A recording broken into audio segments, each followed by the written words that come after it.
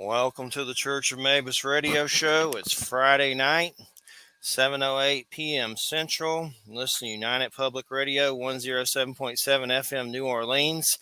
And the only rule I forgot to say, I hate rules, but try not to say the F word. And that's the only one. but and my co-hosts break it all the time, but Jeffrey's good, so I don't have to I worry. broke it once. Oh, yeah. Broke it once. All right, shh, let's not. Shh. Sorry. But anyway, it's fine. But check out Dead Sky Publishing. They have these Weird West splatter Western books that are amazing. A lot of their authors are coming on. We just had Chad Lutsky. There's some others coming on in the future, but it's deadskypublishing.com, and they just put out a weird Western anthology book with Al going back. Remember, he's been on the show. He's great. Love his books. Also, Joe R. Lansdale, who's been on the show, he's in it. There's a lot of cool authors with little, chapters, like I guess Weird West stories. It's an anthology. That's Dead Sky Publishing. And then a book here, My Punk Rock Life, the photography of Marla Watson from Earth Island Books. That's earthislandbooks.com. And it's a lot of photos that she's taken of the Vandals, the Addicts, the Damned, the Misfits, Black Flag, Bad Religion. It goes on and on and on. But the book is My Punk Rock Life, the photography of Marla Watson, and that's earthislandbooks.com. That's really cool. And then real quick, these three, The Dead Take, The A Train, New York is a Hell of a Town, Cassandra Call, and Richard Caudry. Richard writes some great stuff. That's Tor Nightfire, The Dead Take, The A Train, Nestlings, Nat Cassidy. That's Tor Nightfire, a new one that just came out. Nestling, There's No Place Like Home, Nat Cassidy. Then the last one, Zoe is Too Drunk for This Dystopia, Jason Pargan. I believe he just changed his name. It was a different name. And I know he did that book, John Dies at the End, that Don Coscarelli did the movie of. So I don't know if it may be connected to all those, but it's the same author. But Zoe is Too Drunk for Dystopia, St. Martin's Press. So there we go. Great show tonight. We got Jeffrey Shanks here tonight. Jeffrey and Jeffrey, and that's weird, but we're gonna make Jeffrey the name more positive tonight. Jeff squared. To make up for the Dahmer thing. So I just, but anyway, we got Stephen Flowers here. Great to have you here, Stephen. Great to be here. That's great. I feel like a game show host. Welcome to The Price is Right. Stephen's new book is Gothic Meditations at Midnight. And I'll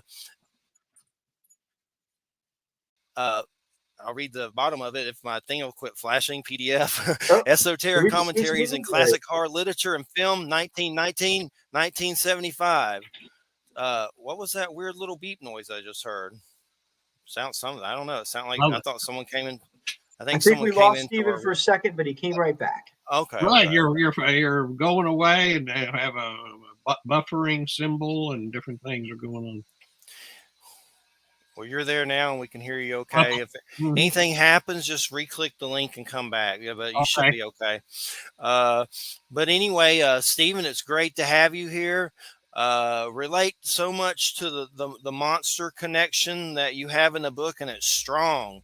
And my story, I don't want to get into it, forever because I bore myself with it. But just to say, when I was younger, I went through testicular cancer and chemo, and it was a weird time for me because hell of a way to start a show with this story. But when I was younger, I had an incident where I was at home and I was self-pleasuring and got caught. And someone told a friend, and then the whole school found out in ninth grade. And hundreds of people made fun of me and made me feel guilty for it, like it was terrible. Teachers would walk up to me and say, "Let me shake your hand," and they go, "Oh no, I don't know where your hands have been." And me, the whole time, I felt like I did something horrible. Yeah. And then anyway, the next year I got testicular cancer.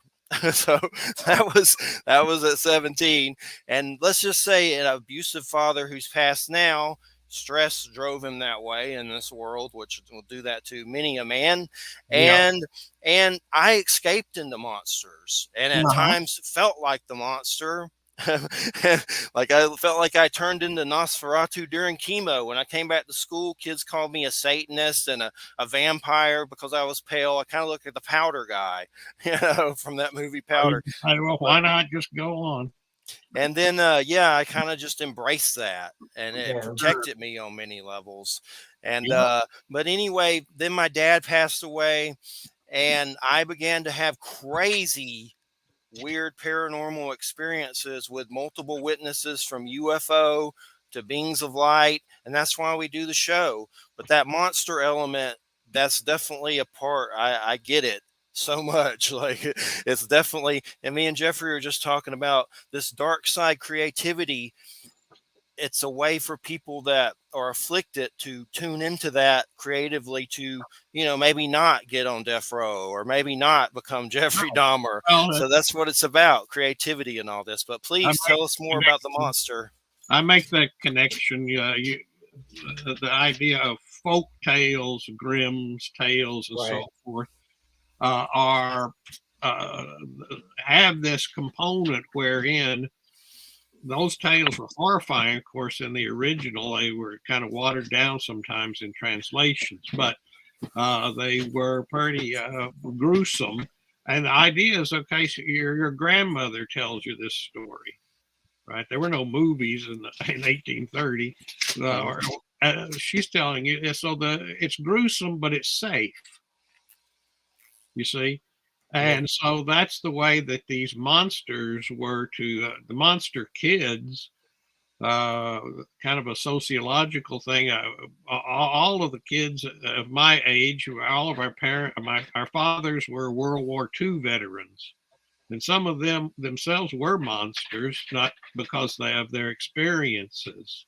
I have this kind of thing. My father didn't see action. He was up in Alaska working on the railway lines to get to supplies to Russia and that sort of thing. But anyway, the men who did see action, they either were in the bottle or they were they were sadists, they were mean and did incredibly horrible things, but they were just PTSD. We just didn't have a name for it. And so a lot of kids were afraid of their fathers, but these films, the actors were of that generation. Boris Karloff, Bela Lugosi, these were like our old men or whatever, but they were our friends at the same time. And the idea that they too are monsters, they are horrifying, but they're safe, right? Yeah. And so I wasn't thinking that as a kid, although a lot of times some of the horrible things that I would see. I recount one about this story called "The Richest Man in Bogota." It was made it was about the country of the blind. H.G. Wells' story about a man who finds these people who have no eyes, and they're blind, and so they discover that he is afflicted with eyeballs. So they tie him to a post and they're going to burn his eyes out to cure him of this affliction. And it's in there. And so I kind of upset me as a little kid.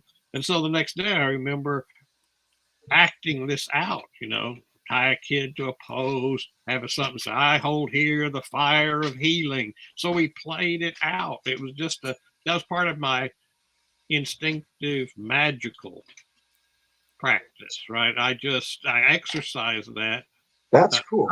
Again, not thinking of that way, just kids playing. But I could now, looking back on it, I can see how these kinds of things worked and how Right. monster movies themselves work on. You're using that as magic. You created a ritual out of that. Yeah. Right. And made that more real for you. I mean, that's magic. Yeah. So that's an example, just in mind. That's what the book has. Almost every chapter has a component, a memoir kind of component, like how I personally relate to these different themes. Right. And so, and I had a personal relationship in a way as a kid with each one of these things, most of them. sometimes later things, but there's a personal side to almost every chapter. That's one of the things I really enjoyed, in reading your book. I didn't make it quite all the way through it before the show, and so I had to skim some of the later chapters. But especially going into it, and maybe if you could maybe talk about what it was like to be a monster kid for those who don't know, because so for me, I was into this too, just like Jeffrey, right? But I was a little bit too young to be a true monster kid, right? I caught the residual effects of it in the late 70s, early 80s, right? When, the films are still coming on, Famous Monsters of Filmland, the magazine, of course, was still around, but it wasn't like your generation going through this in the 60s with the Aurora models and that whole thing and all those things that tied it together, and Forey Ackerman and all of that. I have a Can you guess. talk about that a little bit for those who didn't experience that and didn't know what it was? I mean, you've put that in context a little bit coming out of that post World War II period. Nice. Look Oh, at that, there it is. Oh man, That's really cool. what does that mean to be a monster kid? What is the significance of those Aurora models? Let's talk about that because it's so cool. Like I said, I think there's a line in there where Famous Monsters was our Bible, and these were our gods, our little gods, the little shrines or whatever of the monsters. And so the Monster Kid phenomenon is a strange one in the sense, as far as the profound, I think we were a very frightened generation. Not only these, my father was a very kind and loving man, he didn't, but there were a lot of neighborhood monsters that kids underwent their, abuse from them and things like that. And so it was frightening domestically. And then it was also, of course, we were under threat of intercontinental ballistic missiles. We were convinced we were going to be, it was just going to happen sometime, maybe not today, tomorrow, that we're going to be blasted and we're going to be separated from our parents. Our parents will die and we'll be alone or whatever. These were real fears.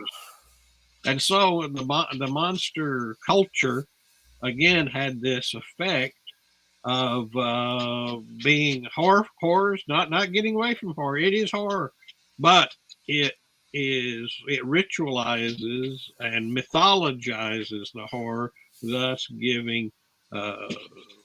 making it fun, and since exercising the demons that are true demons that are in the experience. And so every kid was kind of into it more or less, but there were some of us that were a whole lot more. And you went, and every Saturday there was a new movie, Roger Corman, all those movies from the early 60s. So every Saturday went, stood in line. That theater held 3,000 people. It was packed every Saturday. Not an empty seat in the place.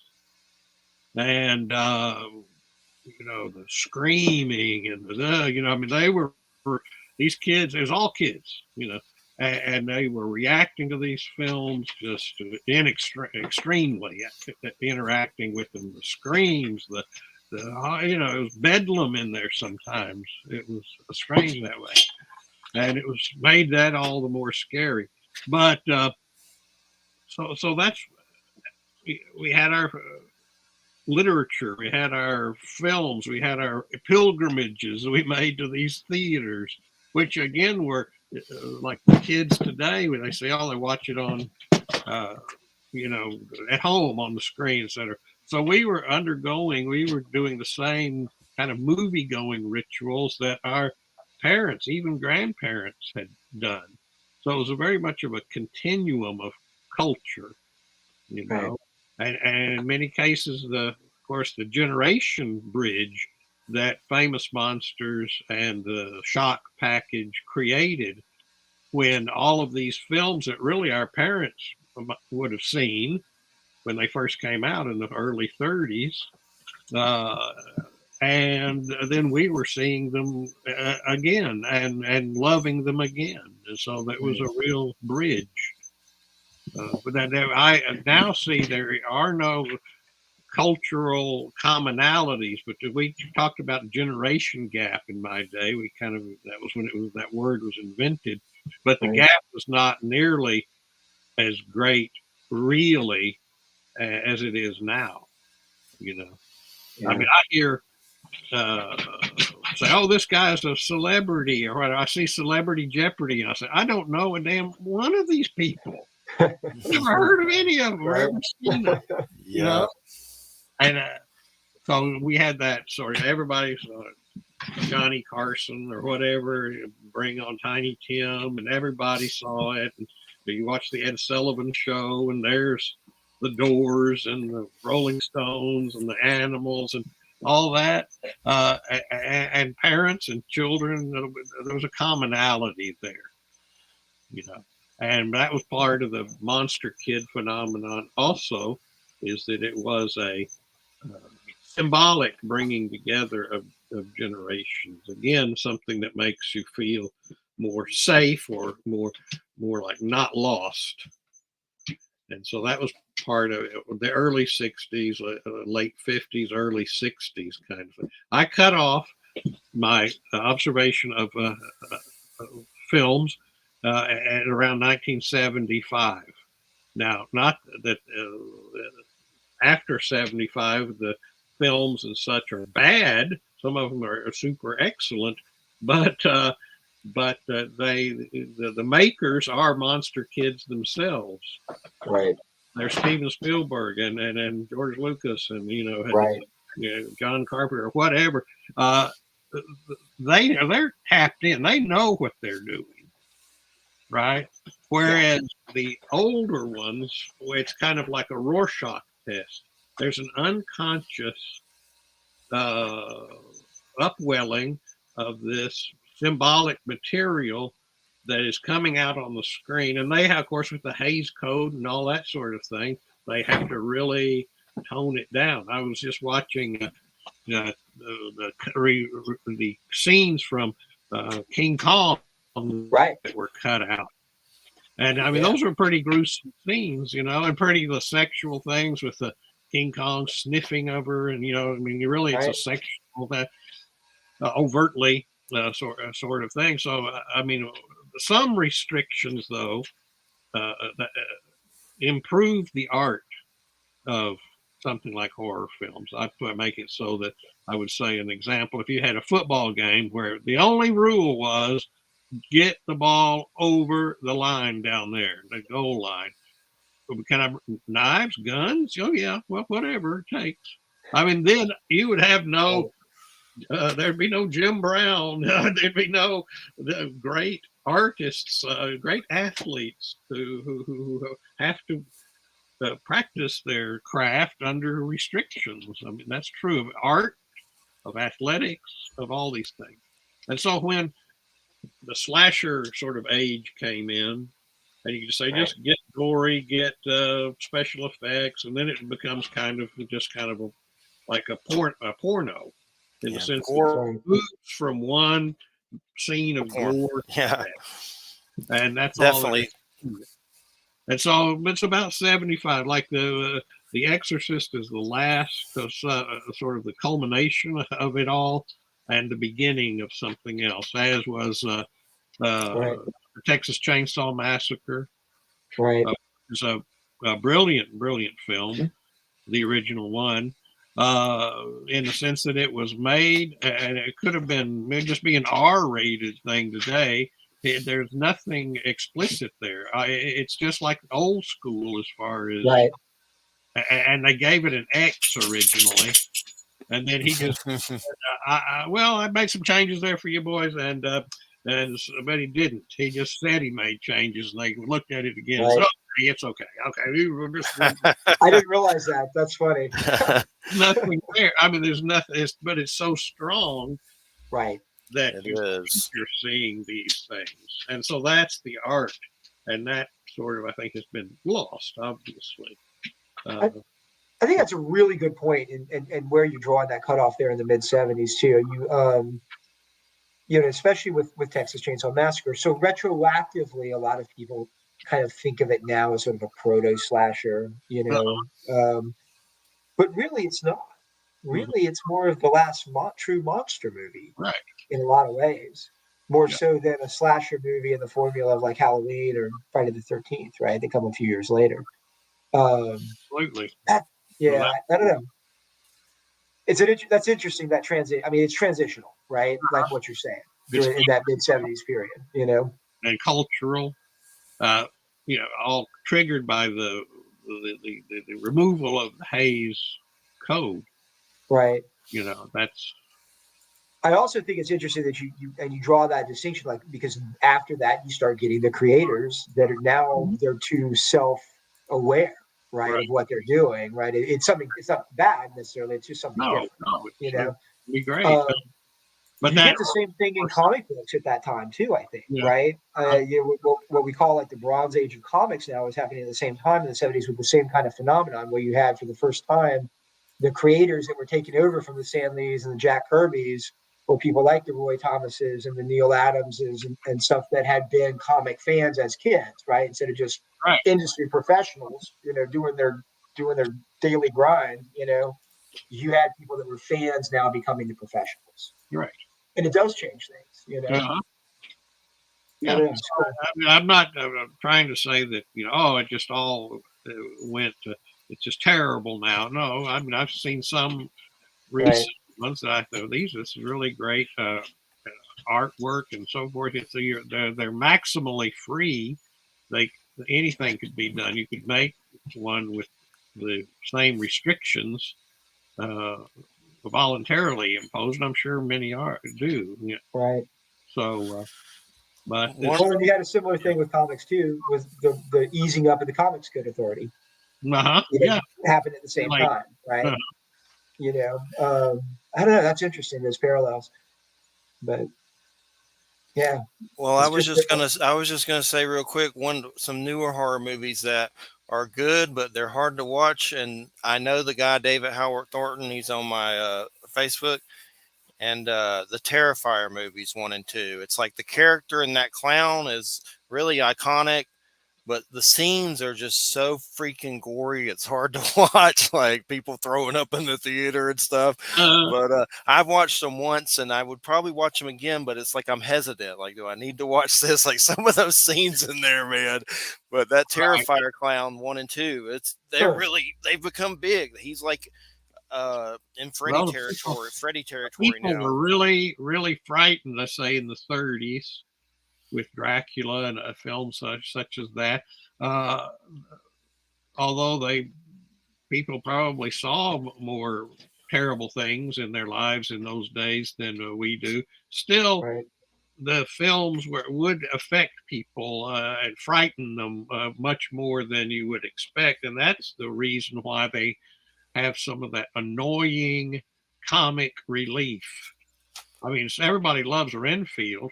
I had a great Right. little dog that was my minion, and I named him Renfield. He was a giant Chihuahua. He was like 14 pounds. Remember, Nice. but we just found him. And anyway, he was my minion. And but Renfield, I love the Renfield character in the original Dracula, but he's there for comic relief. That's what the fly eater thing and all that, or the mystery of the wax museum. It has a lot of this that would otherwise it would be really, really Right. good, but that stuff it just kind of was unnecessary for us.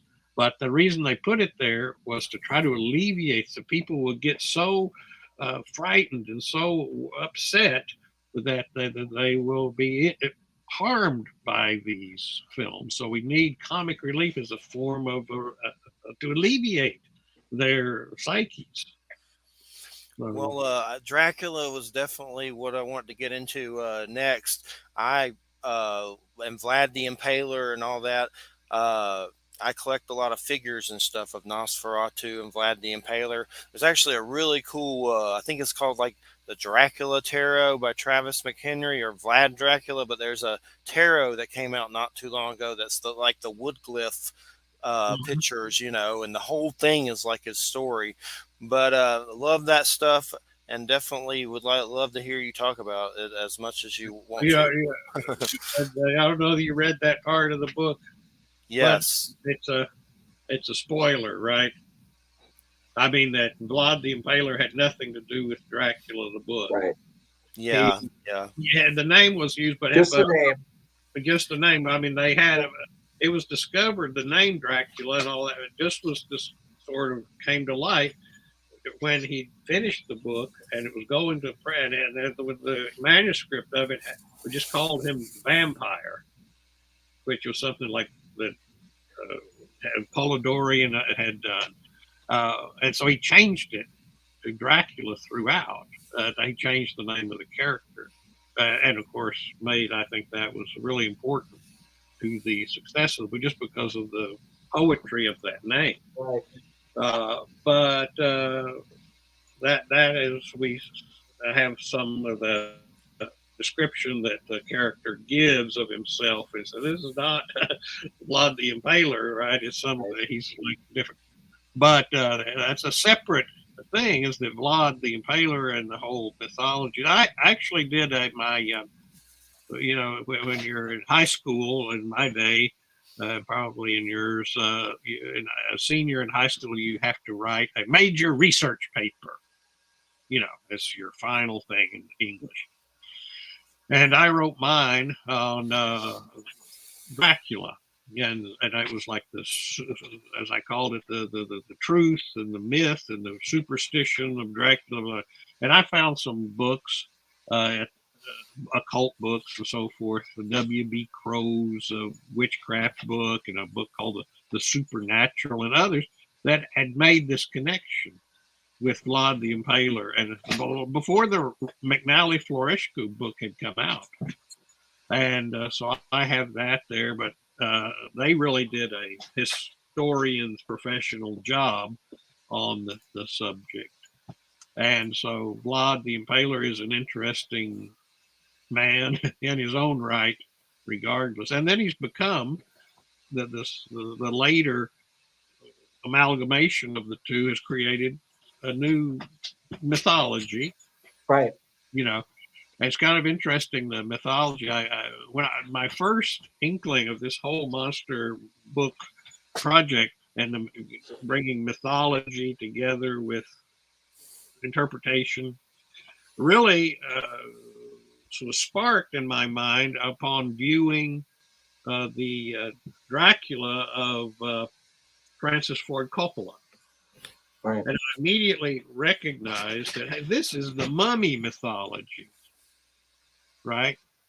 This is what the mummy films have, that there's that you have this one character who is immortal through ego consciousness continues, and then there's a beloved who is constantly reincarnating, and he is seeking to reunite with this Ananka, for instance, you see. And actually, it had been that this mythology had been first put together not by Francis Ford Coppola, but by Richard Matheson in writing that Dracula with Jack Palance. And that was originally called Bram Stoker's Dracula. Coppola bought that name and they had to change theirs. And he used the same mythology, but of course, the Jack Palance film was a made for TV movie. and Right. where Coppola pulled out all the stops production wise and, made a great piece of artwork. But the film, the mythology is from the Mummy films. But that's becoming now, as you said, part of the modern myth of Dracula. Yeah. Right? Vlad Tepes, even that reincarnation theme, it appears it's not just in the Coppola film. You see that in Castlevania, right? There was the Nintendo game. It's now an animated series. You see it in they did that the new Dracula a few years ago where they tied him back in with with Vlad Tepes again. Yeah. It's now they become inseparable, these concepts, right? It's a mythology evolves. Right. We're seeing it in these examples. I mean, this is not different from the way that ancient Greek or Germanic mythology evolved. We think it was, that's set in stone. No, things change. It has to do with does it feel right? Does it feel powerful? Right? Does it work? Yeah. You know, So, yeah. then it happens. But or it doesn't, and it doesn't become part of the story. Stephen, Right. Stephen, I think you would like. I don't know if you've seen it, but that last voyage of the Demeter, it's pretty good. It's actually good. That Dracula movie that just came out, where he's on the boat and it's like a Uh-huh. Nosferatu type situation. But that's a good one that just came out. That's actually good.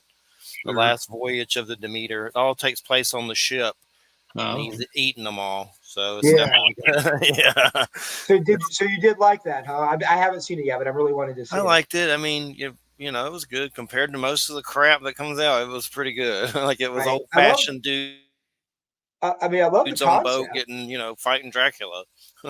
Right. So And you caught Dracula that was right, just Stephen. pure. It Dracula basically the was like whole a big, movie yeah, is yeah. about the voyage, right? Uh, Which in the novel, yeah. like you talk about in the book, the novel's told in epistolary style, right? It's just sure. journals and things like that, right? And so you never get to actually see what happens on the ship on Dracula's voyage to Right. London. It just shows up, the ship's empty, everybody's dead, whatever. So that it's basically telling the story of the voyage, right? As a self-contained horror story.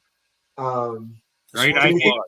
Just like the book, most people's favorite part of the book is the very first part. right? Yeah, Parker's encounter with Dracula in the castle and all those things.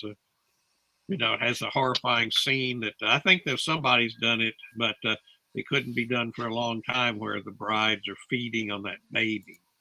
right. That was That, in the Coppola version, yeah, right? that's the Coppola. Yeah, it was in there, right?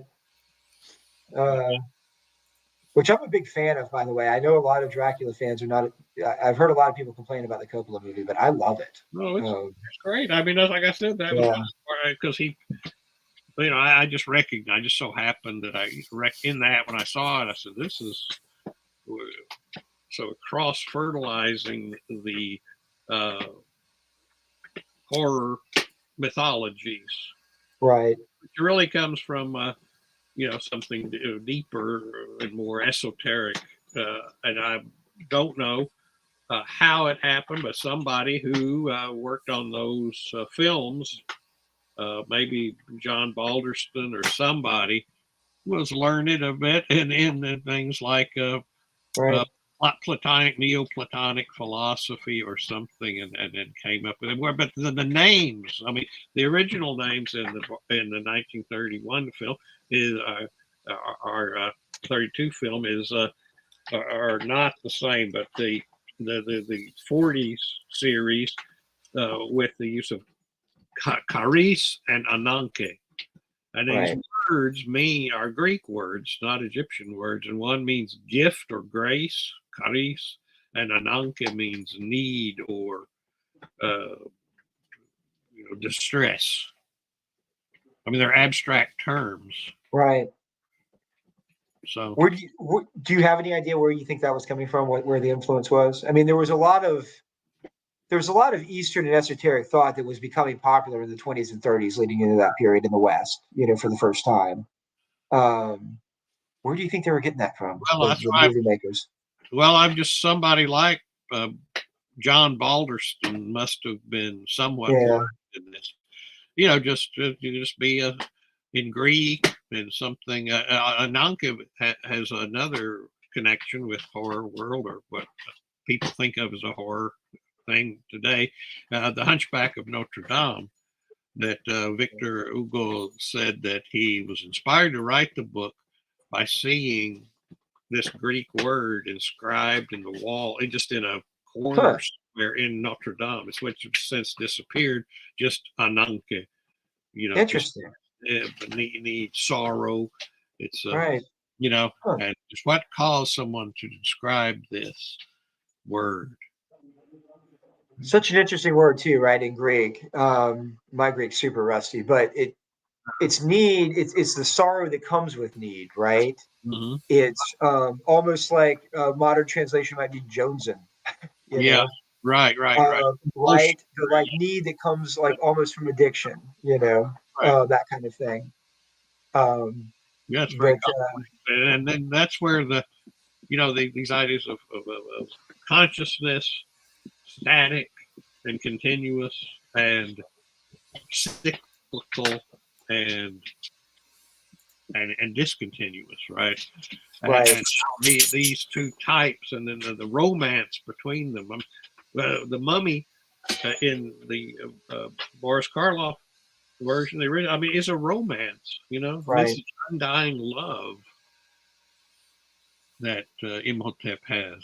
Right. It's that need and that desire for something you can't have, right? Or shouldn't be able to have, right? Yeah, It's because it's the same with Quasimodo, right? Same kind of idea. yeah. Um, yeah, it's interesting. I mean, there's so much more into these films, I think, than people give them credit. And I love that that's what you're unpacking in this book. Um, Yeah, and and then the exploring origin these of things. that's not always conscious, right? Right. Have I think that we had people who were sometimes very well educated, and then they came across a lot of things in their lives, and then they wrote them, and they just poured out. And their point was just get a script that works, that will work, work, and that's their main thing. But as a job, but this kind of thing comes out unconsciously. That's why I call it like a Rorschach test. Also, the fact that so many people are involved in the making of a film. It's more of a collaborative, collective expression than it is. There's a lot of different things that go into it, and who knows where some idea comes from, gets incorporated, and just the way films are made make it so that it's more of a opportunity for unconscious material to come to the surface and find Right. expression. It seems to me like maybe you're the first chapter you explored, Dracula and the vampire theme. The second, the Mummy, says that's kind of a great segue into this anyway. That the tie between the two with Mhm. Copo's version and the reincarnation thing.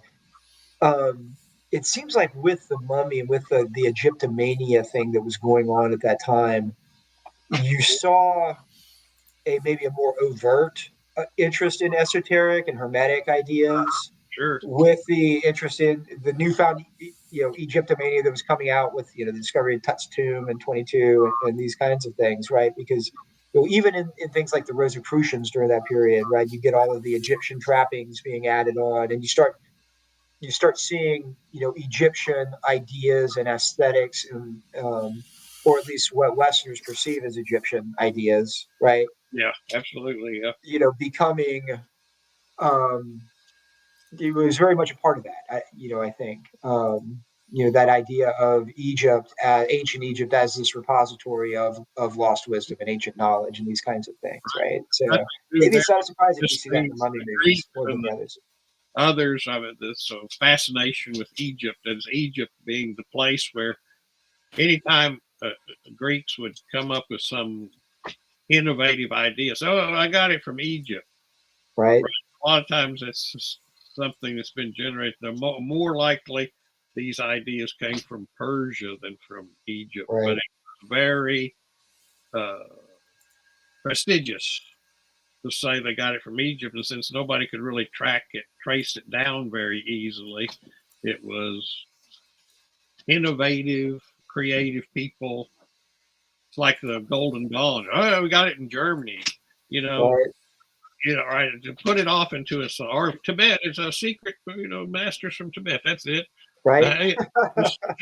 Uh, but it's a cover, a prestigious cover for innovative thought. Yeah. No, that's And cool.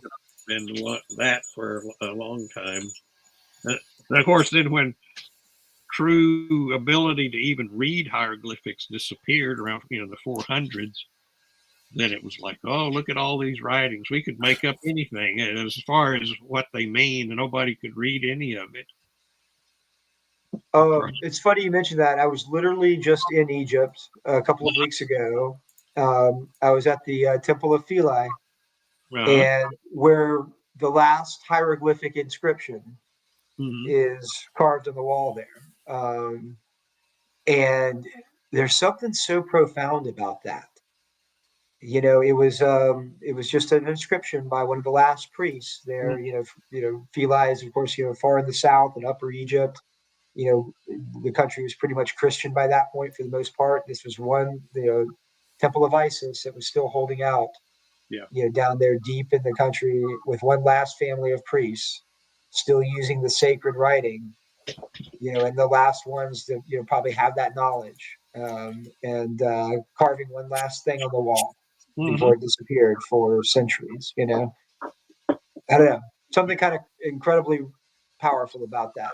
Um, you know, Hey guys, just real quick, and I don't want to get into this like heavily, but they just said that they tested a weapon of mass destruction in Nevada, and even the Russians are like making statements about it, that they just set off like some kind of nuclear crazy thing. wait, what? They're just saying that our government just set off a nuclear blast in Nevada that was so big that the Russians responded, like put out a release or something about it, saying, some crazy military crap. I don't know. It's on the, it's like, in the news Wow. circuit. Hopefully it was intentional. Yeah, yeah. Yeah. Where it So, was. if we evaporate during the show or mutants come out, I just want to say why. Good Lord. This is waking up our old anxieties from the We're Cold back War to that we used to hide in the monster movies from, right? I Crazy, mean, man. good Lord. It is crazy, and that's what I mean, how many monster movies has radiation Oh yeah. spawned? One of the movies that scared the crap out of me as a kid, and it's so cheesy and gross, is that Toxic Avenger, where they crush that little kid's head with the car or whatever. Like, that haunted me forever. Sometime I need to rewatch it to see what happens to me. Like, I'll probably shake or something. But they ran over his head or something. I want to see the new Toxic Avenger, but those, I'm not really that big into those. I mean, they're okay, but they are definitely gross, like on a lot of levels. Trauma films, but But that's the 80s, man. You make a great point, though. How much, that's past where Steven was working, right? But how many radiation, fueled monsters were there in the 80s, right? Right. As we're getting to the peak of the Cold War, right? With Reagan bringing it back, those are those anxieties that are expressed in our all the puppet movies. big bug movies. I mean, they were Right. all radiation, and Radiation. and Godzilla, of course, the Japanese anxiety about it for obvious Right. reasons. With yeah, and it's uh, yeah, radiation was a big character in a lot of These films, it's how we play out our anxieties in a controlled way, like you said, right? Because you could always close the book or walk out of the theater or turn off the TV, right? and you You knew know, it was you know make believe. You knew it was right. a ritual. You knew it was an enactment. It was not really happening. yeah. Yeah, except Rosemary, of course, and Rosemary's Baby. She had to discover this is really happening. Right. Or that line where this is not a dream. It's really happening. Right. Yeah. Well, Stephen, what chapter do you want to talk about that you feel passionate to discuss with us? What's Oh, one of the ones that you love? I know they're all great. You love them all. I do Yeah. too. But is I there a think particular? the Phantom of the Opera was one where I made a lot of interesting discoveries. Yeah. Gaston Leroux, he claimed that this is a report on something that really happened, and these people are real. This happened. Right. This is not made up. And I thought, well, of course, that's a typical romantic sort of narrative strategy, to say, oh, this was discovered in this book, or what, to lend this aura of historical believability to it. But then I started to look into some things, some curious things about the story and about some of the things that happened there. And this character, Eric, was, of course, not as opposed to the later films that always had him an example of misunderstood or a genius robbed of his work and acid and thrown in his face and all that kind of stuff, which was not part of the story at all. He was just extraordinarily deformed, ugly man. He was displayed in carnivals as the living dead man or skull or whatever. And so oh, you think, well, what? And then he went to Persia in the story, and that's what that. There's this kind of a detective called the Persian in the book, and he's also in the 1925 film. He's like wearing a fez or something, and he's always looking around and keeping an eye on things. And what happened in the book, this Eric character went to Persia. He designed dungeons and things like that for the Shah of Iran at the time. And if we look back at history and say, well, there was an interesting Shah who did have a dungeon built that was very elaborate. Now, this was Shah Nasir al-Din Shah Qajar was his name. And he ruled for a long time, and he built this Golistan Palace, which is this huge palace still there, and had a dungeon beside it, which was elaborate. And that's where the founder of the Baha'i faith, the founder, they were imprisoned and tortured there. And others, it was just a bad scene. And that prison was then subsequently destroyed after it was just so notorious. It was destroyed back then. And oddly enough, you know what they built on that site? An opera house. No kidding. Yeah. And if you look at this Golistan Palace, it was, of course, in Iran, it's very arid in the parts of it, and hot so often, and they had like air conditioning, and they put like a cistern of water underneath this palace so that you could actually go around in boats. It's like a museum now. They don't use it that way, but it had water underneath. And that's exactly the way the Paris Opera House is. It has a drain where water has drained into the bottom intentionally. And that's what that whole thing about. There's a lake down there, and the Phantom is going around in a boat down under there. But here, this building and that building, which he was supposedly in the book instrumental in designing, that's why he could create these secret passages and so forth. That all matches up. That's cool. Yeah. There was this thing. There was. That's really cool. These historical connections. It's just too much is. But then it's like, where does that come from? I mean, Gaston Leroux says this really happened. But he's not doing this research. He doesn't have this. But this version in the book and in the silent film, it is like he escaped from this Shah and went back to the West, but under bad circumstances, right? He wants to really arrest him. Maybe he's not sure. The Shah, he's like, and that's like a secret agent that's following him and helping him. It's kind of an ambiguous relationship, between this Eric and the Shah. None of that is overtly played out, but why is this Iranian, this Persian policeman, there observing everything? It's not really to move the narrative or change it. It's just like, again, speaks to the author's belief that this is real. This really happened. So that was good, I think, interesting. And as a method, as an example of the kind of method that I use, where I look for a historical connection or a philosophical one or whatever, not each chapter is like, well, I got to apply the same method to every one. It's like what they just automatically suggested themselves, like werewolf.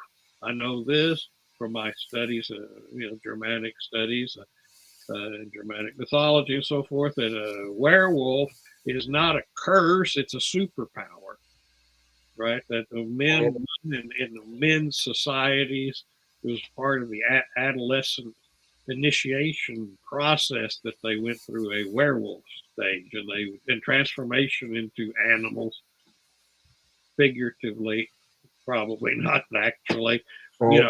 part of this warrior society, you know, and so the transformation into a wolf, uh, or bear, etc. That's what like the berserker, Right. That So, was, so I thought that was really interesting reading that part. Can you talk a little bit about that more? I thought that was very cool. yeah, well, that's what we've lost for the most part. We've lost the initiatory superpower aspect of werewolfery, and also the sexual component. That there was that we in popular mythology, for example, the wolf whistle, or he is a wolf. This is all, we don't use these Right. terms anymore, but back 50 years ago, that's what there was a wolf and sex, and that goes back to and connects with Grimm and the Little Red Riding Hood. Right. That this is a story about sexuality of a girl getting her first period.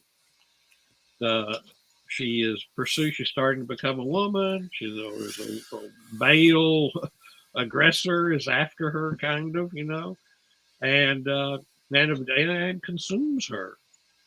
And then a better man comes along and splits the wolf open. There's a lot of blood, and she and the grandmother emerge from the wolf, and she's a woman now. Right. So these are mostly stories. That's why the girls are the protagonists in so many of these fairy tales, because they were often instructional tales to girls, about being hardworking, or warning them about this or that. But they're very but this goes deeper. If you look at Germanic mythology, the Ragnarok, at the end of, as described at the end of time, when Right. the god Odin is swallowed by a wolf. By Fenrir. Right. Right, and his son Vidar avenges him immediately. How? By ripping the wolf open. Right. Now, to me, interpret that actually this is telling you, bringing Little Red Riding Hood into it. Why does he have to rip the wolf? Right. Well, Yeah. he's releasing a transformed Odin back into the world. Cool. So, but that's what's going on there. So a lot of these old myths, they only tell a little portion of the story to us. I mean, so much of it is just understood to the contemporary world to which it belongs. Let me ask you this. This is the anthropologist to me, like wanting to unpack that a little bit because it's absolutely fascinating, right? This idea of the tearing of the wolf, right? And seeing this as in both cases, both stories we're talking about here, they are in a sense initiatory, as you said, right? But it's Transformation. transformative, right? It's transformative in a way, though. Do you think it's the idea is you got to be consumed by the animal in us, right? You've got to become the animal, but then you have to then find a way to transcend that to become a true man or woman, as the case is that what they're getting at? We have to have a hero or a benefactor to liberate us. See, Right. that's like in the case of Odin, we get that really a lot of details about things that kind of lead up to. It's like, see what I'm leading up, see all this stuff. Well, he ripped him open. Is that just in the book or just in the poem and not a big deal? No, there's Yeah. folklore. It's too specific to not matter. You say Vidars, there's leather that a shoemaker will throw away or burn. I said, what is that for? So, well, that is leather that is going to be on the heel of Vidar.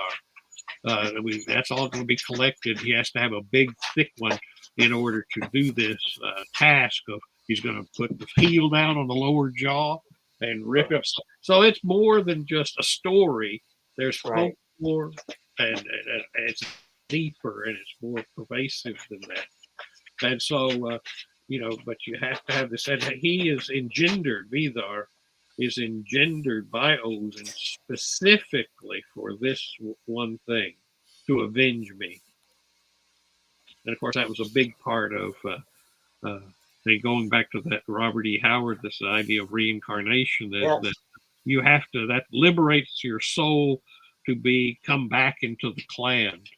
But the father, the first duty of a son, if his father is killed, it's the Hamlet story, Right. is to avenge his father's death. It's not just it's just a thing to do, like we're a bunch of gangsters or something. No, it's like we've got to get his luck back, his soul back into our clan, because a murder or a killing by another group steals it, captures it, takes it away from us. We got to get it back, and this is how you do it. And that story is one of the oldest, right? It's Osiris, Set, and Horus. That Hamlet story, right? Yeah. The murder of the father and the son that has to avenge them, right? And then bring him back. It's been Hamlet, there forever. Of course, I watched that recent that film of the Northman, and it was okay, but I think he strayed too much from the Hamlet right. story in the sense he didn't have to. It is a Norse saga, right? Originally, right. and it was only occurred in a Latin version, but the dilemma there, the power of that story, is that it's okay. Your father's been killed. You must avenge him, but my mother is now married to him, so he is also legally like my stepfather. Right. And that's that moral dilemma, to be or not to be. That's what he's caught in this horns of that dilemma, morally or ethically. Is like he's a family member. It's not like the guy from another tribe that I need to avenge my father. So it's like still in the family, but so I get it's a real barbarian moral, Yeah, that guy's doing Nosferatu next, which I hope it's good. That's a hard one. But I've heard he's been going at that for a long time. Yeah, well, I'm definitely looking forward to it. Yeah. And one of the big things about monsters is when the monster, he may do a few bad things, but usually the asshats that want to kill the monster are worse than the monster. I know that's in Frankenstein, but is there some other ones with that kind of motive? What are some things with that kind of situation where the humans are really the monsters? And they're always trying to kill the monster, but compared to that monster, they're probably worse than the monster. Like Frankenstein's a good example for sure of that one. Right. There's always ambiguity about the monster's character or whatever, that he was either he became this thing through no fault of his own. That's what they turned like the werewolf story, into. And that's very interesting. That Kurt Siodmak, the Siodmak brothers, the release date, he saw this in his own life as a illustration of Nazism, of the beast in man, right? Right. These, it's best as kind of a weird synchronicity that the release date of the Wolfman and the day that Hitler signed the papers to initiate the extermination of the Jews was signed on that same day. Wow.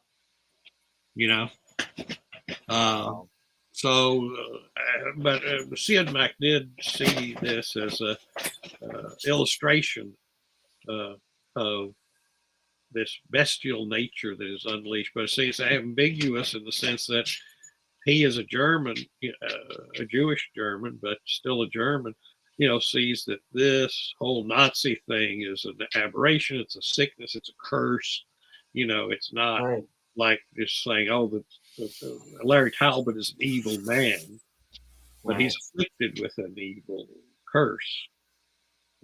Doesn't mean that he's not dangerous and won't kill you if he gets the chance. But when he's in that mode, but that's just a synchronicity, that thing with the the Yeah, sign. it's a horrible synchronicity was what I was thinking when you told me that. When you Uh, mentioned that, that's it would perfectly illustrate what he was thinking. That yep, this is what I'm talking. They, yeah, we wouldn't even have known that until later when no, it happened. It wasn't like the news. And the news tonight, Hitler is just signed. That wasn't the way right, it was. But so that's all of them. Most of all of them are sympathetic. The Phantom, so forth. I mean, everybody say, well, he's just so he's cursed by his deformity. He is a genius. But he can't find love, because of his right. deformity. Uh, Even Imhotep, right? It's the same kind of idea, right? I mean, he's motivated by something we can all appreciate, right? Love, right? and they're almost none of the monsters are truly of our classic world, are Right, truly just evil. I mean, I guess Dracula could be, in the sense that if we look at the uh, book, right, it's not like, right, oh, Dracula was bitten, no. He was just so deeply into satanic right, right, so forth, at the Sholomance, that he became this thing almost, by willfully so. And right.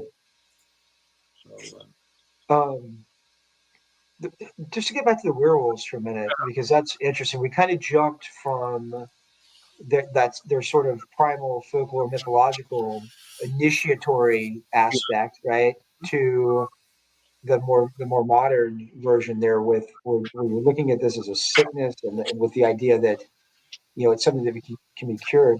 What's always fascinated me, and you touched on this a little bit, is the medieval concept of the werewolf, right? With like Peter Stubbe and some of those kind of ideas, and the beast, in France and these kinds of things. uh, Um, how did we get there? How did we get there from this idea of this being sort of a the transformation, like, and then transcending the beast and man as this initiatory ritual? Um, how did we get there to the well, modern concept of the werewolf? I think that I got a misbehaving dog. Uh, that It's okay. the uh, the uh, the truth or the original idea is just so difficult for modern people to relate to. Hmm. You have to get into this whole initiatory thing.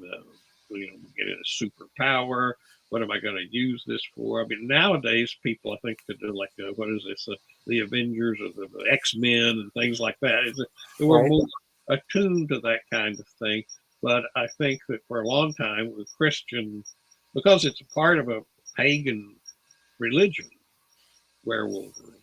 right, So it was hard to relate to it as a curse, like when I do bad things because it's a curse, it's a disease, it's this, that, that all is very intelligible to people. But the other is you have to delve into or understand a culture which is rather uh, foreign or alien to people in a Christian world. Again, people are right, starting to wake up to these things if it's not that, I mean, it is a positive or a good thing, but we'll see a war. We have these things now, we're confronted with terrible situations. And the war is, as Sherman says, hell. And these people who fight in war are turn into demons, bloodthirsty demons.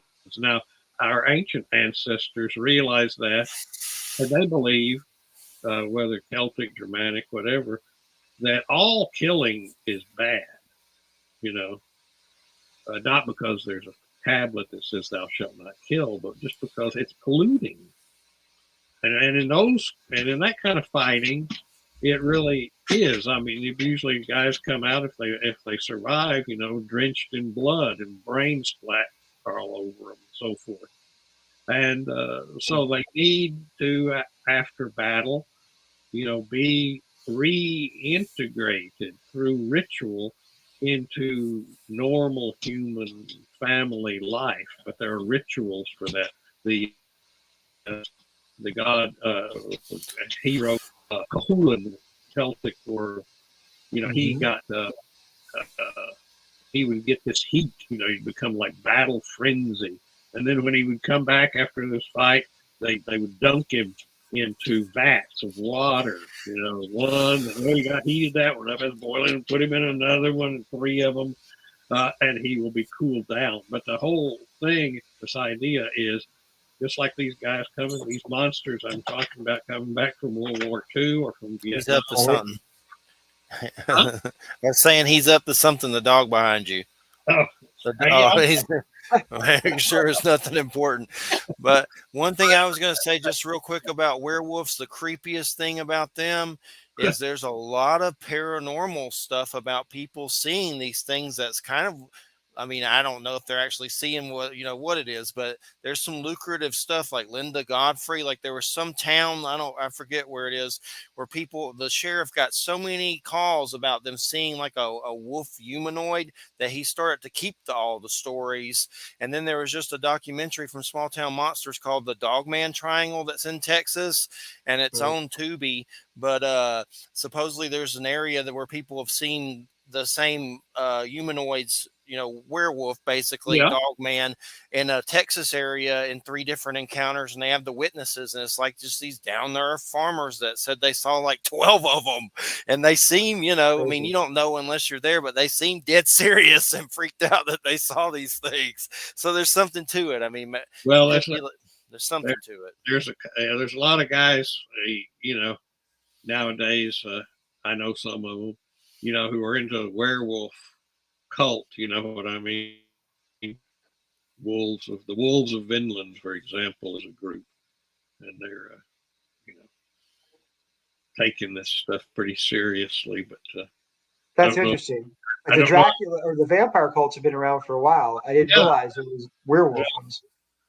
Yeah, nowadays, but they're into the kind of thing like kind of like men's groups, right? Where they There's Denny Sargent, werewolf magic. They all get out in the woods and howl and stuff. I've had them on the show.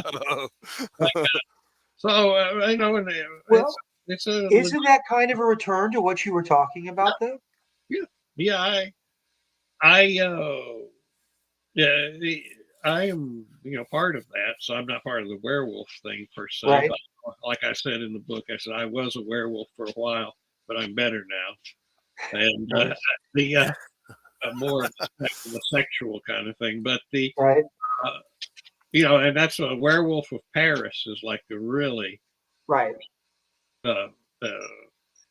story, or he really gets into it, that it makes it so the sexual component is there, the blood, the lust is there, and all of that sort of thing. And I was just rewatching.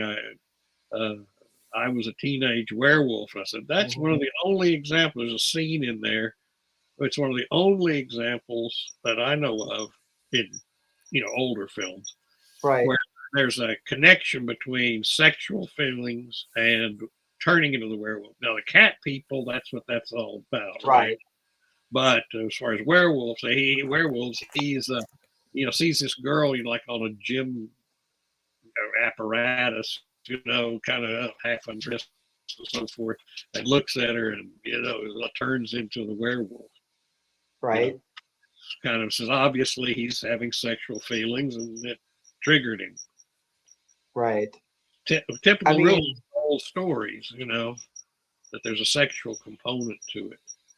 Well, it makes sense, right? It's that bringing out that primal, the animal instinct, right? The primal man that's in there. And I think you start to get in some of the later movies by the 80s with the Howling movies. They bring back the sexuality aspect to it. Yeah. Was it Howling 2 with that one great scene with what's her name? Did I say that out loud? I've seen them. I saw the first one not too long ago. It's been a while though. I think there's like an orgy. I haven't seen that since I was a kid, but that may have initiated a transformative ritual for me in my adolescence as well. Watching that movie, I think. Wolfen. Exactly. Wolfen. Great movie. Yeah. So they were. That's what I'm saying. That there's the making it come more conscious, all these things made for some good films and good Right. ideas and so forth. But, these are guys who studied a little and researched, and it's like when I was Star Wars. I remember when it first came out, I was just, okay, this is a new movie. It might be interesting, but Right. it was like that press conference that Lucas and Spielberg had, and they were like holding Joseph Campbell's Hero with a Thousand Faces in their hand. Right. You know? And they were self-consciously Yes. following, the path of a hero with their film, right? Which makes it a little different than the stories that do that naturally, I think. Yeah. I You mean, know, not bad, but it's just different. You it's can't different. go, I'm going to, like my Gothic meditations at midnight are attempts to draw out some hidden interpretation. But in this case, you just got to research into what we in literary studies call positivism. That is Right. study the person's reading and what he studied and what he believed, the author, and you discover then what made him tick. And that's how you interpret the thing, as opposed to, we don't know. He's like often, inspired by things. And I've known a lot of people. I knew a filmmaker who's died a few years ago named William Whitliff. And he made he did the film version of the Lonesome Dove. So he's a lot of Westerns. But when I was working, I was packing books for him, 1978, 79. And he was a publisher, but he got into filmmaking. And he made a couple of films at that time that were, one is called Raggedy Man, and another one, Barbarossa, with Willie Nelson. Right. He knew I was into mythology, so he gave me the scripts of these films and said, do a mythic analysis, because this guy, he read like Seth's material or all kinds of, new age kind of things, and constantly consulted psychics his whole life. And he was into things like that, but not studying about mythology. This all just came up from who knows where. And so I analyzed them, and these things were just full of mythological content that he knew nothing of. He didn't consciously put any of it in there. Just like Raggedy Man, he's like his father has been lost. He doesn't know this. The kids see this Raggedy Man. He's kind of like a guy who has a lawnmower that goes around the neighborhood. He's all messed up. He's got one eye, and so forth and so on. And this guy comes at the hour of their need, when the mother and the kids are being attacked by hoodlums or thugs. He comes and saves them. But it turns out to be his own father, the kid's father, who had been off in the war and was disfigured, in the war. But he had one eye, the Odin thing, the father, the lost father, this, that, and the other. And so it was all there, but it was really just a kid's fantasy. His father did run away, not in the war. And he and his brother would always fantasize, I bet Daddy's around here somewhere looking over us. And that was just a little kid's thing. And he made it into a film, but had all this mythic material there. Barbarossa, similar kind of stuff. But these are examples where a person, an artist, is inspired by something beyond their research. Right. From somewhere else. And that's what I see with the Robert E. Howard thing, too, that he's coming up with things that were beyond his research. It was more. Right. For those who don't know, Robert E. Howard is the creator of Conan the Barbarian, is what most people know him for. Call Solomon Kane. But for listeners that may not know who that is. And he was friends with Lovecraft and a correspondent, and wrote Lovecraft, Cthulhu mythos stories also. Right. But, and listen, heavily influenced by the films that you're talking about here today, right? Lovecraft, Howard, Clark Ashton Smith, all of these pulp writers they were writing in the 1920s and 30s, right? In the same time, a lot of these Universal films are about to come out, and they were all playing with the same ideas at that time, and they were influenced by them. They were seeing the films. So I think it's relevant to talk about that. You have a chapter on Lovecraft, Yeah, in this book. yeah. But he's a lot of movies were made. His name wasn't box office magic as much as Poe was, where they would, even they'd take a Lovecraft story, Charles Dexter Ward, and say Edgar Allan Poe's The Haunted Palace.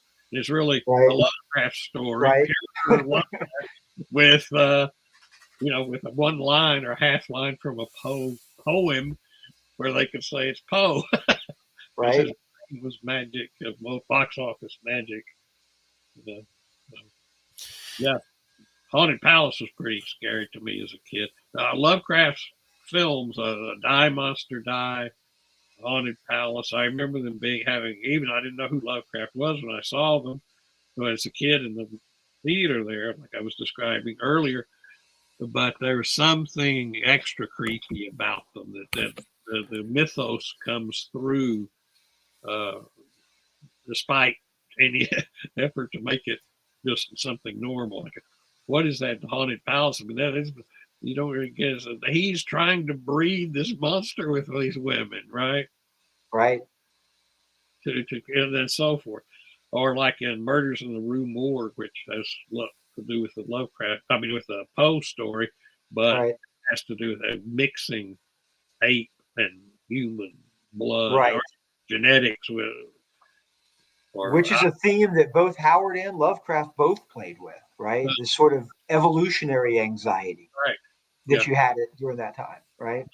Yeah, I have quite a bit, that with Edward Wood, his Bride and the Beast. That's one of the most, Right. great examples of that, where the woman is like somehow a reincarnation of an ape, and it's like really, that's of course Ed Wood is a much misunderstood Yeah. person. Like people, I make a big deal out of it. That Michael Medved saying, "Plan 9 from Outer Space is the worst film of all time." No, it is not the worst film of all time. There are thousands of ones that are worse, that have no message, no meaning. Right. You may have built $1 million special effects, but you don't have an idea. You don't have a Right. story. And he does. So Yes. it He needs just didn't have the budget to, it needs to carry be it out. I think that Plan 9 from Outer Space should be remade the way Yeah.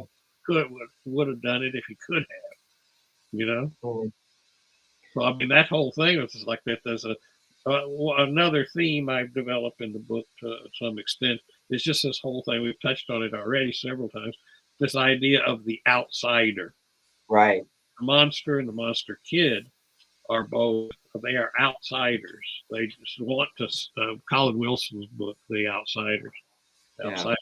Uh, uh, Studies this as a phenomenon. But outsiders want to cease to be outsiders, but they have a process to develop in order to become something.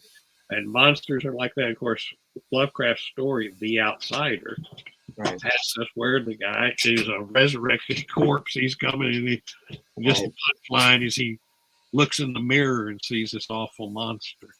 Right. I mean, that kind of ties in with a lot of what you were saying earlier, right? I mean, that kind of hits it on the nose. This idea of the viewer, the reader, whatever, also relating with the monster, the other here. We haven't talked much about Frankenstein, but I feel like Frankenstein. This is a segue for that, right? Yeah, that's incredibly important. Book, film. Most people, it's never been made as a film or directly from the book with the same message. It's like a story that is really current in the sense that it's the irresponsible use of science. Right.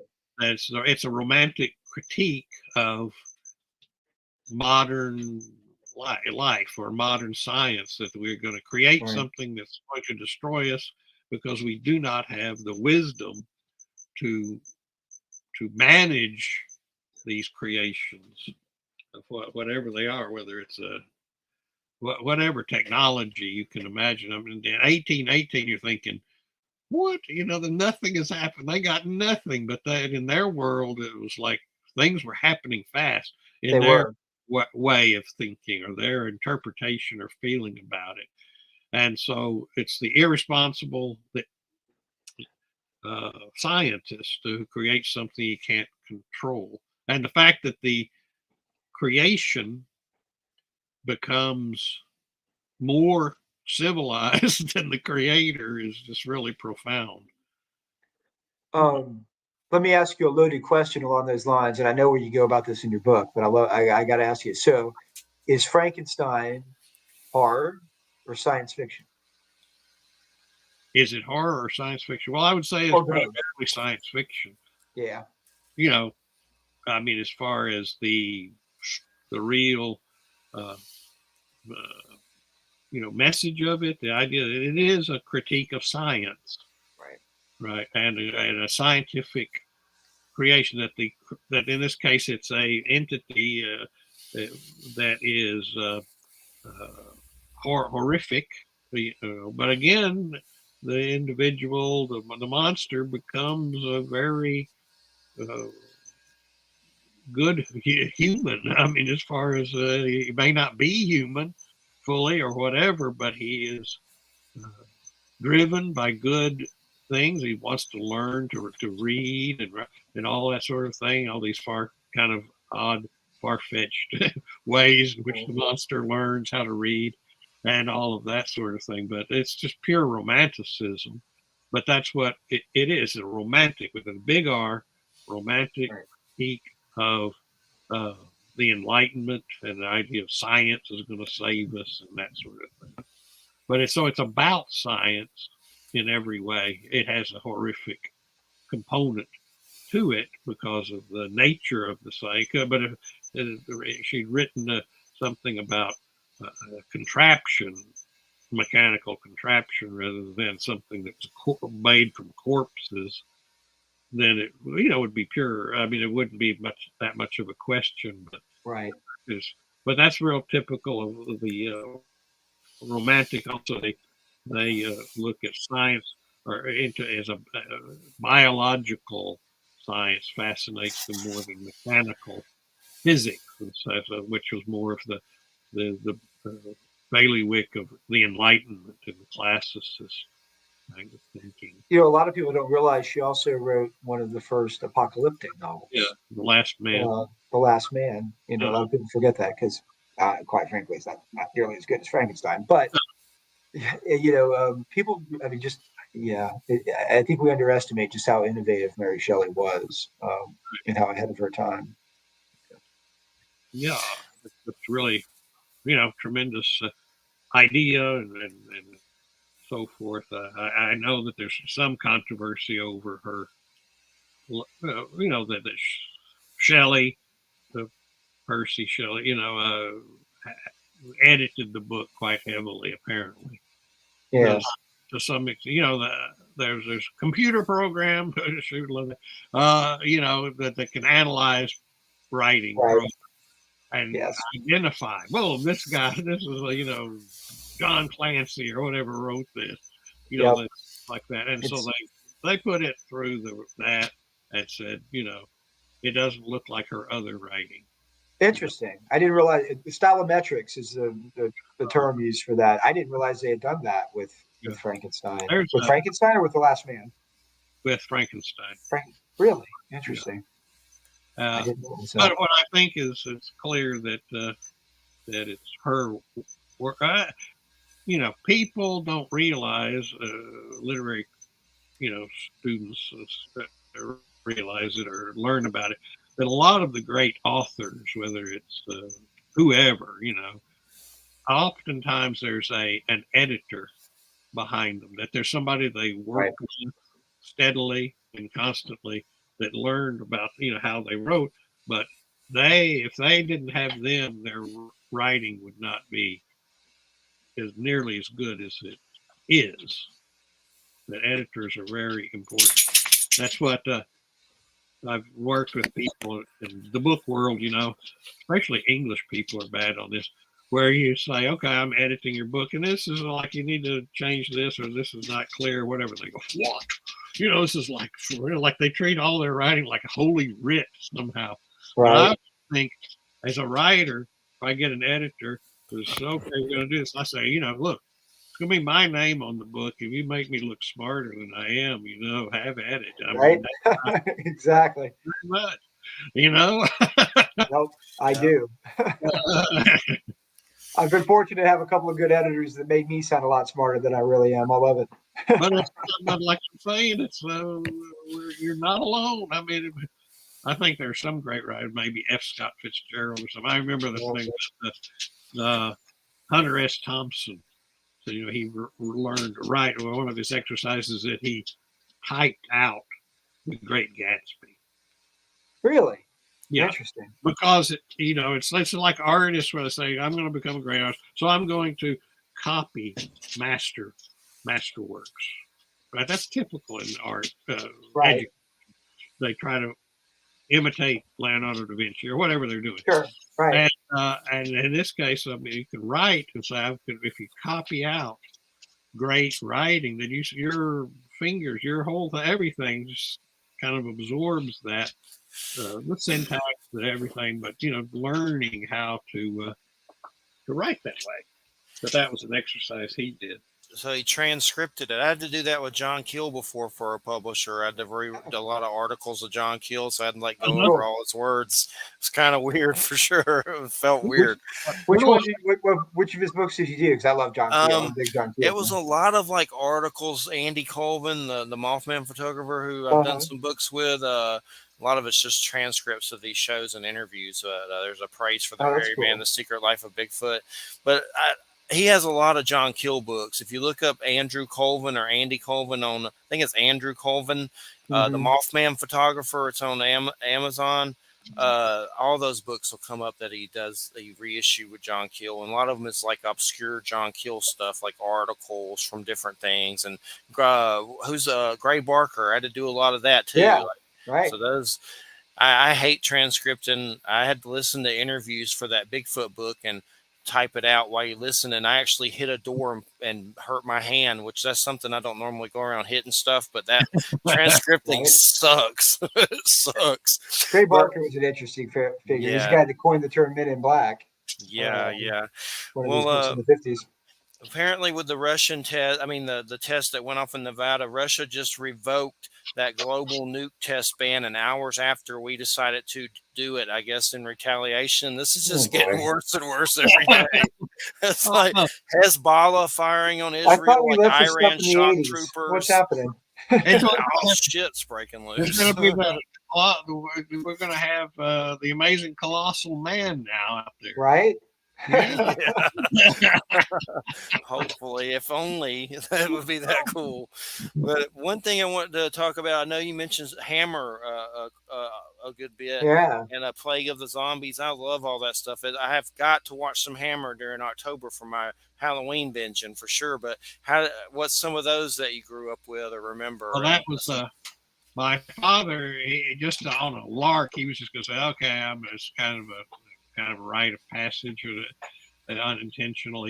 I'm going to take a kid to see scary movies, So he took me to, and he later read it, because he said, "Oh, these monsters, this is ridiculous," But it was a double feature, Brides of Dracula and The Leech Woman. And so Brides of Dracula was one of my first, films I saw there in the theater. And those Hammer films, they have such a rich feeling, Good. And they, when you see them in the theater, that kind of the coldness of the theater, they're very air conditioned and the plush kind of carpets, as well as with the gum on the floor. But it was like that whole Hammer aesthetic and the theater kind of just amalgamated, in your mind and your sensory, that it was very much a part of that. But my father, he would say, okay, he would see those scary parts coming up. So then he would say, I'll be back in a minute. He'd go to the back of the theater and watch me, how I was reacting, looking down between the seats or whatever. I was like 6, 7 years old. And Right. so, but the Hammer films, they're good, but there's something about them that is not as good as the Universal film. They're luxurious and all of that, but I think a lot of it, like, why did Christopher Lee, portray Dracula in that way? I mean, he, this kind of animalistic Dracula, when he was perfectly capable of, to hear him tell it was like, oh, I just didn't, want to make. It wasn't close enough to the literature to be respectable, so he kind of made him into almost like a werewolf. It's an animal, but he's like dressed in, in evening wear. So it's like, but because you're right, he could have done the other Dracula so well, Yeah, it's such a good point. Curse of the Werewolf was one of my favorites as a kid. I have a story in there about kind of similar thing. I was seeing it in the theater. I was going, we were going to visit my mother, and it was family friends. And my mother says, "Don't tell the kids that we're going to the movies because they will want to come." And their father just lets them go to Disney movies, and so we can't, do that. But of course, I, being a kid, spilled the beans. And so we're going to go to the movies. So they went to the movie, but they'd never seen these other kids things like that. So they were freaking out, And this one kid, my friend, is about my age. He would hide, hide his eyes, not watch. And then at a certain moment, he did watch it, and he hollered out in the theater, "I had the guts to watch it that time, Aunt Betty." That's my mother. And God, the whole theater started laughing. But so kids, and movies like that, they're profoundly. It wasn't like just sitting there watching it in your living room on a DVD or whatever. It was the theater experience is missing for us now so much, and that's also something that's been lost. That was important. Even the drive-in theater, they'd have 6. You go see 6 horror movies in a night, all night long, and these kind of things, and just experiences. That's kind of that William Castle chapter where the theater going, he took it to the next level and made things happen for the person, for the viewer, for the audience, that were to the next level, shocking them in the seats and things like that. Right. Idle 13 Ghosts was something my father took me to see. Had the view, thing, the view, both ghost view, that sort of thing. And it was just something special, William Castle. And I love William Castle movies a whole lot. Just for that. But it's weird, though. He was very obsessed with money. If you see that every story, every film has something to do with money. With money being swindled, lost, whatever. Like Mr. Sardonicus, right? There's a lottery ticket that is in this guy's father's vest pocket when he dies. And so the son goes and digs him up to get it, but sees his father's rotting corpse and everything. It suffers from facial paralysis from the trauma, But he's going for that lottery ticket. It's some kind of money, or a house on Haunted Hill with the millionaire, made to spend the night here and get this money. And, there's every one of them.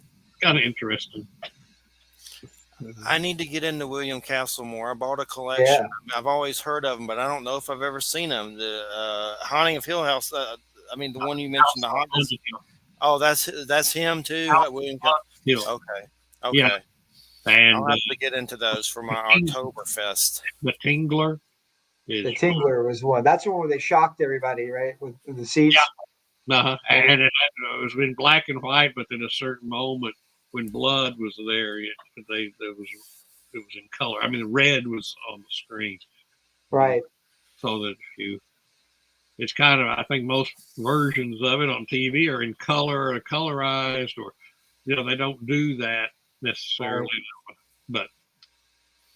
Like a lot of these old films, the Phantom of the Opera, when it's seen originally of at the better, more mainstream theaters, had a lot of color. They had to hand tint every frame, but the inside, Right. or the German films, the Cabinet of Dr. Caligari, etc. They had color. I mean, they were like this green. They would be kind of green and black, white. All these kind of colors were typical of how they actually were experienced originally, not just black and white. There's a it's only a couple of minutes long, but there's probably the earliest film adaptation of She by Uh-huh. H. Rider Haggard Uh-huh. is 18. I think it's 1899, and it's they only do the sequence where she's in the pillar of flame, Uh-huh. and it's done with special effects. It was the same kind of special effects they were doing on the stage play at the time, where they basically used like red cloth and they were like making it billow so it looked like flames and she's in it or whatever. And it's hand tinted and it's in so it's sort of color, right? It's really more like duotone or maybe three tones to it, right? But it's incredible to see that. Think about that. They literally went in there and hand tinted every single cell, Mm-hmm. to create that effect. 1899, it's amazing they were doing that early. She is another example of the immortal and the reincarnation. Right? She's her Yes, lover, supposedly, a reincarnated person right. that she finds, and she's been immortally living all these years. So, Right. You talk about it in your mummy chapter, uh-huh. as a precursor to that idea. For me, I love it. I love she. In some ways, it's the first fantastic archaeological story. Yeah. Right? I Uh-huh. mean, King Solomon Mines predates it, right? So kind of that's there, but with she, literally the MacGuffin is a potsherd. Uh-huh. It just doesn't get any more archaeological than that, right? This is the beginning of that whole, where we get, Raiders of the Lost Ark from this, right? This whole idea, the fantastic archaeology story. Yeah. So just for me personally, I have a big soft spot in my heart for She. I love it.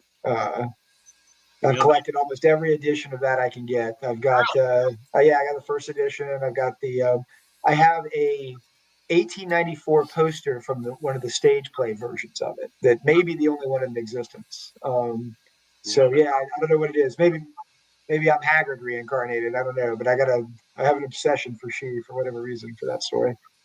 One incredibly popular story, right? That's was done. Miriam Cooper did a version. Hammer did a version with Ursula Andress. But it's almost forgotten today. Yeah. At one time, this was an incredibly popular story. It was as popular as Dracula or Frankenstein or some of these others we can talk about. But yeah, She it's who kind of must lost be now. obeyed. She who must be obeyed. She who must be obeyed, Ayesha. You know. She's the prototype for Law of Opar, from Burroughs and the Tarzan stories. Howard has a version of Rocky Vasha, this like immortal vampire, one of the Conan stories, so she's an archetype as well, right? Mhm. That sort of immortal, lost goddess, type figure. Yeah, for Uh, sure. you know, So, well, one thing we didn't talk about the zombies. You have a zombie zombies. chapter. I was We got 8 minutes, so Do it fast. fast zombies. No, that's Fast. but yeah, that was a real transformation of zombies from sugarcane slaves to out of control consumers, literally Right. of your brain. But I think it's that's Richard Matheson, who's such a tremendous writer, being so important to the whole genre as far as a creative person. Whereas I Am Legend, was essentially, but when he wrote about, he called them vampires. They were vampires Right. in his story. And of course, that was a popular, made two versions of it right together, pretty close together, with one with Vincent Price and one with Charlton Heston, you know. And but that's the thing that transformed the genre into something other than Afro-Caribbean folklore into Right. the kind of killer, consumers, which is Talk about that difference a little bit, because I think most modern people only know the post Romero, post Matheson style of zombie, right? I did right. a collection of zombie stories from pulp magazines, and so I'm familiar with the earlier Haiti Voodoo version. Talk Sure. about the difference, right? Because it's very different, right? Well, that one is like we want slave labor, right? But it's also used by the voodoo priests as a form of punishment, for people who cross them or do whatever. They're zombified, and that Serpent in the Rainbow story, until it gets into that, how it's supposedly done with psychologically and pharmacologically and so forth. But yeah, it's part of a folklore or magic and religion of Afro-Caribbean people, especially in Haiti, Right. and it had nothing to do with any of that. And again, like I don't know who started. I think it's critics or people writing about these things who started calling Matheson and Romero and those things as zombies. Right? It's more outside, and then it just took off. It just stuck, you know. Right. But Yeah, Night of the Living Dead is like the only movie I think that's ever really scared the crap out of me as a kid. Yeah. Like I was checking under beds and crap Right. after that one. I recently watched Dawn of the Dead and Day of the Dead, and they're just so good. There's something about them that's just They're good. powerful. Like you feel weird afterwards for days after watching them. But yeah, I love it. And they just did a Creep Show episode. That's a good show. I know there's the Creep Show movies, but they have a series of it now on Shudder, and it's on season 4. And they're just like two little stories, like Tales from the Crypt. But they did a Ramiro episode where they found an old comic and some 3D glasses, and the zombies came out and all this crap happened. But they're fun to watch. Creep Show. I've always loved Cool. those Creep Show movies. Meteor shit, you know. But So it was Stephen King doing EC on EC Comics on the screen. How yeah, can you not yeah. love that? Well, we got oh, 4 minutes. okay, Well, yeah, give us some links and everything. Yeah. I'm happy. The book we're talking about Gothic Meditations at Midnight, is now, just as of yesterday, available on Amazon. So anybody can go and get it there now. It was long in the making, but it's finally there. And do you put up links on your website or anything? Yeah, just give us the link and I'll say it. I'm going to say it more in some more shows as well for sure, and Okay. keep the Well, word I have out. a website where you can get all of my books, and that's seekthemysteries.com. Seekthemysteries.com. Yeah, Very cool. you can get it, and all just and that's that. And of course, I have books. Some of my more recent books with the inner traditions. Here's one. The Occult in National Socialism. Oh, where is it? Yeah, there we There we go. yeah, Nazi that's a good one. occultism. That Nazi. could be a whole episode on Nazi occult stuff. And that's deep.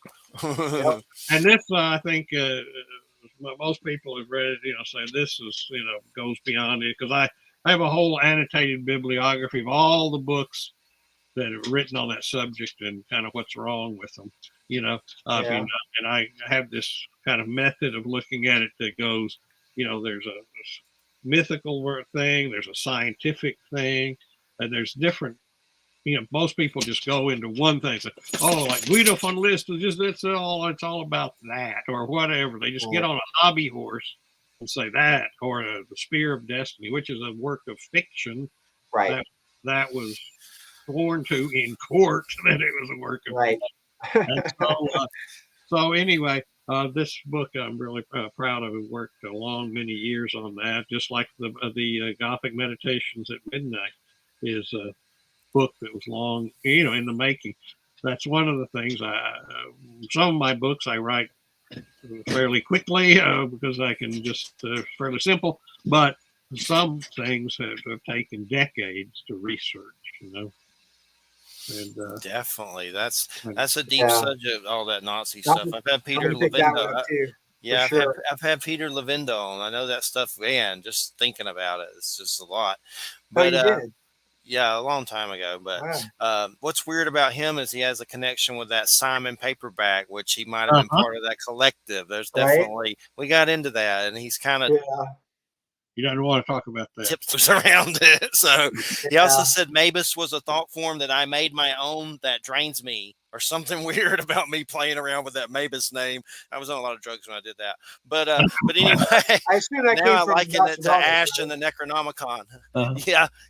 We have a guy that comes on, I swear, Eric Grimsrud, he has a thing breaking down Trump with the Mabus using the Drump acronym or whatever. He breaks it down and it's creepy. Like there's some creepy crap that Trumplegooch might be Mabus. but anyway, first off, Stephen, this is the greatest Halloween show ever. Like wonderful, the perfect book for this, and I appreciate it so much. You being part of my lineup, it's made it badass. And thanks to Don Webb for let me know about it. And Don, of course, has co-hosted with me and been on about vampire magic. He's been on so much I've lost count. But I think this is your second or third time. But it's just an absolute pleasure. Thank you so much. And that's seekingthemysteries.com for everybody. Gothic Meditations at Midnight. It's like the greatest Halloween book ever to come out to me. It's great. It's good. It's really like good. watching a silent, cool-ass Nosferatu. But we appreciate it so much. Thank you, Stephen. Thank you for having me. I really loved it. Thanks so much. Okay. And I posted this link on your wall and everything, and I'll send you the archives as I get them and stuff too, and send them to you. But thank you so much. Thanks, everybody. You're listening to United Public Radio 10.7 FM New Orleans. We're going to get into the actors. Was it Gunnar Hansen and Kane Hodder next week with Michael Aliosa, the guys that play these horror legends. So that's going to be good. And I love Halloween. So that's right. A lot of stuff I got to catch up on. I'm watching right now, horror stuff. But everybody have a good weekend. Good night. Thanks, Jeffrey and Jeffrey.